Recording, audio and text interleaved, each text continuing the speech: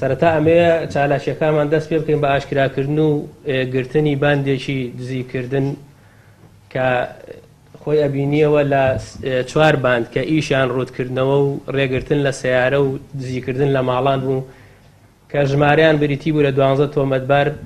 خۆشبەختانە ئەوانە دەستگیر کراون و بە بڕیاری دارۆت بەندن کە بووە دیاریدەیەک کە پێشتر لەم ناوچەی خۆمانە لەم سنووری ئێمە ڕووی ئەدا. ئەو دیاریدەی دزیکردن نەتوانیمان باندەکان ئاشکرا بکەن کە ژمارەیان 12 کەس بوو و ئێستا بە بڕیاری دادوەر بەندن.